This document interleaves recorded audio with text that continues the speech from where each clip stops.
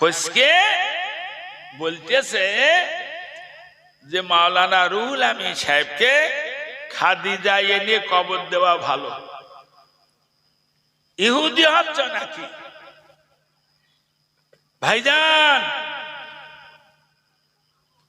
বসিরহাট আল্লামা হুজুরি বাড়ি বসিরহাটের না, বাড়িটা হলো হাসনাবাদ থানা, টাকি নারায়ণপুর গ্রাম। এখন ওখানে মানুষের যাতায়াতের খুব অসুবিধে। বাংলার 1 লক্ষের অধিক আলেম দাদা পীরের মুরিদ ছিল, 1 লক্ষের অধিক আলেমেরা সব অভিযোগ করলো বড় মাওলানা সাহেবের বিরুদ্ধে। আপনার কাছে ফতোয়া আনলে আপনি সই করেন না, এতে বড় মাওলানা সই আছে? যেই বলি না সেই আপনি বলেন চলে যান।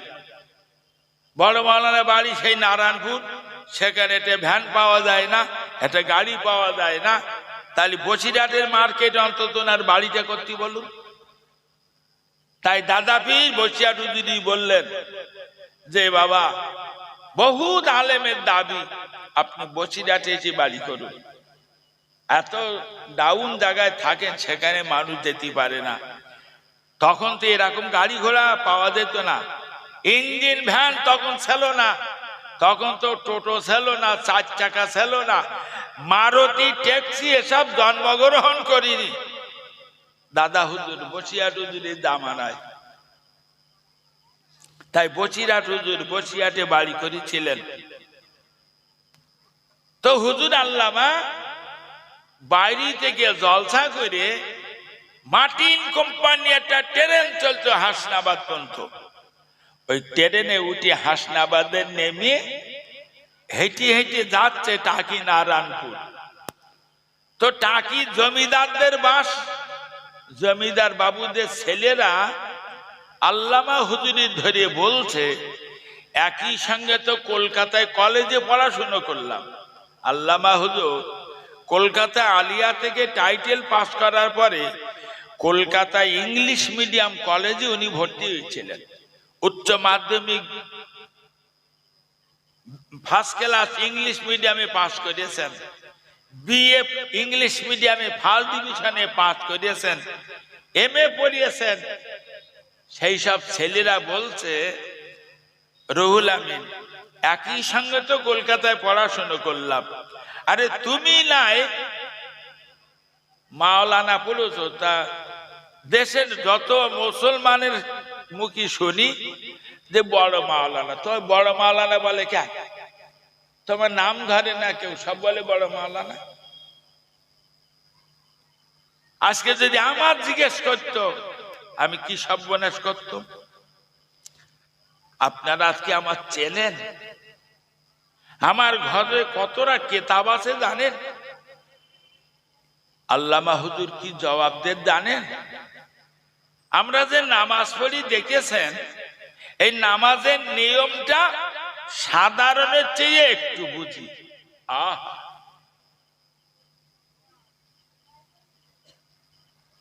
আজকে যদি এই জামানার আল্লামারে যদি কেউ এরম বলতো, তা বলতো আমার যা কেতাব আছে এরম কেতাব আর কারণ নেই। কথা বুঝতে পারেনি না? আমি একটা বিরাট কিছু, এটা ব্রেন থেকে দূরে সরিয়ে দেন। আমি সকলের চেয়ে নগণ্য, তারপরে খোদা তোমার ছাড় দিতে পারে। আমি সকলের চেয়ে বুঝি, এ চিন্তা ব্রেন থেকে দূরে সরাও। যার অন্তরে সরিষার দানা পরিমাণ অহংকার, ওই লোকটা হিসাব আনতে জান্নাতে যাবে না। পরিষ্কার মুসলিম শরীফের হাদিস। নিয়তের রস করছিলাম, নিয়তটা ভালো করেন। আমি মাদ্রাসা তৈরি করেছি ভবানীপুরি। কোন নিয়তে জানেন? দুটো নিয়তে। একটা নিয়ত হলো যে দাদা হুজুর আর বসিরহাট হুজুর 1100 মসজিদ আর 800 মাদ্রাসা তৈরি করে কবরে গে জীবনীত লেখা আছে। মাদ্রাসা করেছি 1 নম্বর নিয়ত, কিয়ামতের দিন আল্লাহ জানো দাদা হুজুর আর বসিয়াট হুজুরের সঙ্গে হাসর নাচর করেন। 2 নম্বর নিয়ে সমাজে কিছু উপযুক্ত আলেম দাদা হুজুর বসিয়াট হুজুরের নীতি আদর্শের উপরে সমাজে কিছু আলেম তৈরি করে দিয়ে যাব। তাই ভবানীপুরি মাদ্রাসা তৈরি করেছি, কয়েক কোটি টাকার বিল্ডিং, আল্লাহ রহমত, সেটা বুখারী শরীফে পরিণত। এত অহংকার, বলছে ওই মাদ্রাসা চালাতে পারবে না, বুখারী চালালে কি সহজ? ওরে বাবারে, তুমি ছাড়া আর কেউ পারবে না। এবছর আমাদের ভবানীপুর মাদ্রাসা থেকে 30টা ছেলে বুখারী পাশ করে, টাইটেল পাশ করে পাগড়ি নিয়ে যাবে। আমরা আগামী রমজান বাদে আমাদের মাদ্রাসায় মুফতি বিভাগ খুলবো ইনশাআল্লাহ। আমি আগে মাদ্রাসার দায়িত্ব যখন নিলাম তখন প্রথম মনে করেছিলাম যে এই মাদ্রাসায় দাদা হুজুর বসিয়াট হুজুর, সুফি ফজলুল করিম 3 হুজুরের নামে মাদ্রাসা, এরা কবরে বসে বসে দোয়া চাচ্ছে, এ মাদ্রাসা চলছে। এখন যখন 80 লাখ টাকা বছরে খাতিয়ার বেতন দিতে কুলোচ্ছে না, তখন আমি বুঝে নিছি দাদা হুজুর বসিয়াট হুজুর কবরে বসে আর দোয়া করে না। আগে বিশ্বাস ছিল 5 লাখ টাকা আয় হইতো, 5 লাখ টাকা ব্যয় হতো, এ বিশ্বাস আমার ছিল। এখন 80 লাখ টাকা আয় ব্যয়, এখন বিশ্বাস আমি হারিয়ে ফেলিছি। এখন আমি বিশ্বাস করি ফুরফুরার আবু বকর, আল্লামা রুহুল আমিন, বাংলাদেশে কালিয়ানি সুফি ফজলুল করিম, এরা রুহানি হালাতে মাদ্রাসায় এসে বসে বসে দোয়া চাচ্ছেন। ওটা ইয়াকুবির কেদানি না। গত শনিবারে একটা বিল্ডিং করেছি, তার ছাদ দিছি, এই ছাদ দেওয়া শেষ করতে 25 লাখ টাকা খরচ হয়ে ওই বিল্ডিংটা শেষ করতে আমার 1 কোটি টাকা লাগবে। আল্লাহ রহমতে হয়ে যাবে। 100 লোক একসঙ্গে অজু বাথরুম করবে, তৈরি করেছি 70 লাখ টাকা খরচ করি। ভবানীপুর মানে এখান থেকে 40 কিলোমিটার হবে না খোকা? হ্যাঁ, এখান থেকে 40 কিলোমিটার ভবানীপুর। সে কি কেনে না? এখান থেকে যদি দুটো জেনারে বলি একটু ভয়ানপুরতে ঘুরে আই, ও ফেদা যাবে না। সেখান মানুষ যায়। এখন আমার 500-র বেশি বাচ্চা, আপনাদের খাস করে দাওয়াত দিচ্ছি। 20-21 মাঘ ভবানীপুর মাদ্রাসায় জলসা।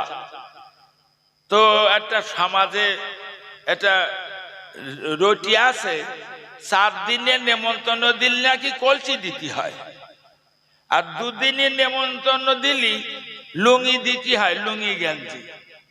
আর 1 দিনের নেমন্তন্ন কিছু দিতে হয় না, আপনাদের কিচ্ছু লাগবে না। 21 মাঘ জলসায় আসেন, ইয়াকুব গাড়ি ভাড়া দেবে। আমার নাম ইয়াকুব বলো। আপনাদের দাওয়াত দিচ্ছে 21 মাঘ। ওই দিন 30টা ছেলের মাথায় পাগড়ি পরানো হবে। দাদা হুজুর বসিয়াট হুজুর, সুফি সাহেব হুজুর রুহানি হালাতে ফটোগুলো দেখবে। আপনারা যাবেন, আপনাদের খাস দাওয়াত দিচ্ছি। 1 ঘন্টা ধরে যা বলেছি, যদি কিছু ত্রুটি হয় মাফ করে দেবেন। তবে অহংকার মনের থেকে পরিষ্কার করেন। কিয়ামতের দিন বিচার হবে। খালেস অন্তরের মানুষ নে, খালেস অন্তরে মিলাদ দেবেন, খালেস অন্তরে মাদ্রাসায় দান করবেন, খালেস অন্তরে যদি এরে দেখেন, কিয়ামতের দিনের বদলা পাবেন। দোয়া করেন। এখনই আপনাদের সামনে হযরত মাওলানা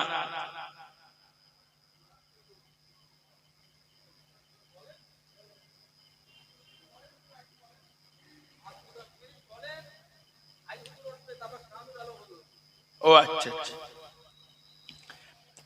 পানিগোবরার হুজুরির কলিজার টুকুরা কিছু হুজুকে মাতাল আছে, বলতে বক্তাটা এলো ভাই অসব চুরি দিকে, তার মানে তার বলতে না অস নাকি চুরি দিকে। তা বলছে তাহলে আমার গান দাউদ দে, 15,000 টাকা ভিজি, তাই দেব। কিছু লোকের কাছে কালো টাকা থাকে, তারা দিয়ে দেবে। আমার ভাই জানেরা, খুব মাথা ঠান্ডা করে কথাটা শুনবেন, তাহলে আলেমের নিয়ত ভালো হতে হবে। জানা মিলা দেবে তাদের নিয়ত ভালো হতে হবে। সরতা বাড়িতে বেরোচ্ছে, বলছে সাওয়াত ভাই চল যাই, অমুক অমুক বক্তা এসছে, কেরা কেরাম লাগাবে না বুঝে গিয়েছি, ওরও নিয়ত খারাপ। সরতা নিয়ত করতে হবে। চলো আলেমেরা আসছে, নবী বলেছে আল্লাহ ভীরু আলেমের দিকে তাকিয়ে থাকলেও সগীরা গোনাগুলো ঝরে ঝরে পড়ে যায়। সুবহানাল্লাহ বলে।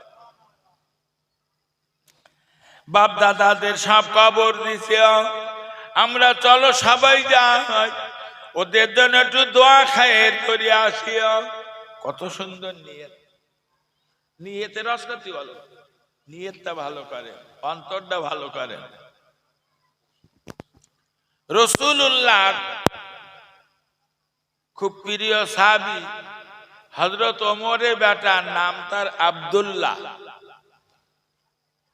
যুবক বয়স, মসজিদে সকলের আগে ও যেয়ে রাসূলুল্লাহ পাশে বসে থাকতেন। যুবক ছেলে, তখন বেলাল আসতো না। ওমরের বেটা সকলের আগে মসজিদ নববীতে যেয়ে নবীর পাশে বসতেন। বেলাল এসেছে, মসজিদে আযান দিয়েছে, দলে দলে সাহাবীরা ওযু করে মসজিদে ঢোকে। আল্লাহর নবী বলে ফেললেন, বাবা ওই গেট দিয়ে যিনি এখনই ঢুকছেন ওযু করে, উনি আমার আল্লাহ পাকের একজন জান্নাতি বান্দা। সুবহানাল্লাহ বললেন একটু। আচ্ছা, নবীর জবান দিয়ে বেরিয়েছে আল্লাহর জান্নাতি বান্দা, লোকটা নিশ্চিত জান্নাতি না নাকি? হ্যাঁ,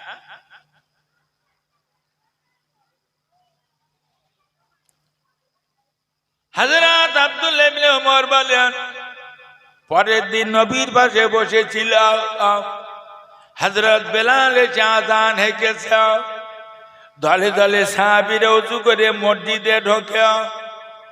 আল্লাহর নবী আজও বললেন, ওই গেট দিয়ে যিনি এখন ওযু করে ঢুকছেন উনি আমার আল্লাহ পাকের একজন জান্নাতি বান্দা। সুবহানাল্লাহ। হযরত আব্দুল্লাহ ইবনে ওমর বলেন, পরের দিন রাসূলুল্লাহর পাশে বসে আছি, আযানের সময় হয়ে গেছে, বেলাল আযান হেঁকে দিয়েছে, দলে দলে সাহাবীরা ওযু করে মসজিদে ঢোকে। আল্লাহর নবী বললেন, ও আমার সাহাবীরা, এই যে এখন এই গেট দিয়ে যিনি ওযু করে ঢুকছেন উনি আল্লাহ পাকের একজন জান্নাতি বান্দা। ওই একটাই লোক।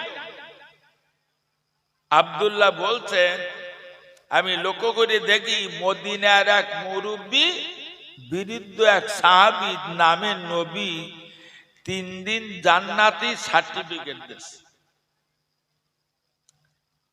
তো ওমরের বেটা আব্দুল্লাহ ওই মুরব্বীর বাড়ি গেছে, যে বলছে, চাচা আপনি তো জানেন আমি ওমরের ছেলে, তা বাপের সঙ্গে একটু ঝামেলা মতন হয়েছে, তা কটা দিন একটু আপনার বাড়িতে থাকবো, একটু থাকার জায়গা হবে?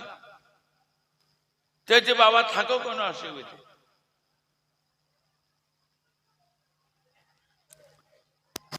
ওমরের বেটার উদ্দেশ্য যে আমার নবী এই লোকটারে পরপর 3 দিন আল্লাহর জান্নাতি বান্দা কেন বলেছেন, তাহলে লোকটার কি গোপন আমল আছে দেখি। ওই মুরব্বী যখন গোসল করে, ওমরে বেটা গোসল করে, মুরব্বী যখন খাওয়া দাওয়া করে ওমরের বেটার সঙ্গে খাওয়া দাওয়া করে।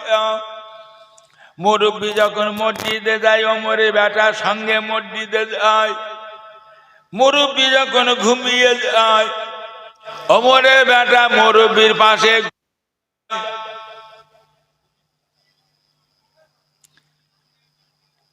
3 দিন পারে, চতুর্থ দিন সকালবেলা, চতুর্থ দিন সকালবেলা ওমরের বেটা বলছেন, চাচা যান, আমার আব্বার সঙ্গে আমার কোনো ঝামেলা হইল, তবে আপনি জানেন না আপনার পিছনে আমার নবী 3 দিন ধরে আল্লাহর জান্নাতি বান্দা বলেছেন। কেন বলেছেন? এটা দেখার জন্য।